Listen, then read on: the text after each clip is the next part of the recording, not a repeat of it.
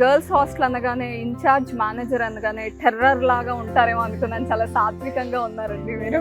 పిల్లలతో చాలా హోమ్లీగా, పిల్లలు కూడా హోమ్లీగా ఉండేటట్టుగా ఫీల్ అవుతారండి ఇక్కడ వాళ్ళ పేరెంట్స్తో ఉన్నట్టుగా. 24 hours సెక్యూరిటీ అది ఉంటుంది.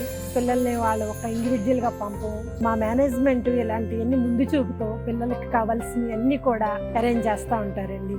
అలాగే ఈ గర్ల్స్ హాస్టల్లో యూనివర్సిటీతో పాటు ఆ పిల్లలకి ఇక్కడ హాస్టల్లో నైట్ 12 వరకు కూడా వాళ్ళు గేమ్స్, ఇండోర్ గేమ్స్ ఏంటి, జిమ్ ఏంటి, వాళ్ళు బర్త్డే పార్టీలు చేసుకోవడానికి పార్టీ హాల్ ఏంటి, చివరికి థియేటర్ సాటర్డే సండే వాళ్ళు బయటికి వెళ్ళి చూసే పని లేకుండా ఇక్కడ థియేటర్లో చూడడానికి ఏంటి, ప్లస్ సిఎస్సి ఈసీ పిల్లలు వీళ్ళు ఉంటారు కదా, వీళ్ళందరికీ కూడా అక్కడ చేసుకునే ల్యాబ్లు క్లోజ్ అయిపోయినా కూడా ఇక్కడ చేసుకోవడానికి వీలుగా కోడింగ్ క్లబ్లు, automation club, film making club ఇలాంటివన్నీ కూడా అరేంజ్ చేశారండి.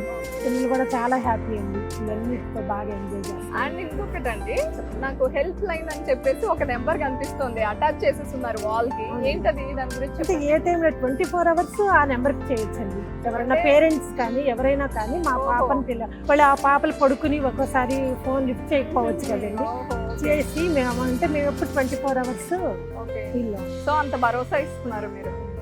సో వింటున్నారు కదా, గర్ల్స్ హాస్టల్ అనగానే జనరల్ గా పేరెంట్స్ కి ఉండే మొదటి భయం సేఫ్టీ అండ్ సెక్యూరిటీ. అలాంటి విషయాల్లో ఎలాంటి డౌట్ లేదండి. ఓన్లీ మన మేనేజర్ శ్రీలక్ష్మి గారు చెప్పారనే కాకుండా నాకు అసలు ఎంటర్ అవ్వడంతోనే అర్థమైంది అక్కడ ఉన్న స్కానర్స్ కానీ, హెల్ప్ లైన్ కానీ ఎంత సెక్యూరిటీ ఉంది, ఎంత సేఫ్గా చూసుకుంటారు అనేది. సో ఎలాంటి భయము లేకుండా, డౌట్ లేకుండా హాస్టల్ని అయితే ప్రిఫర్ చేయొచ్చు.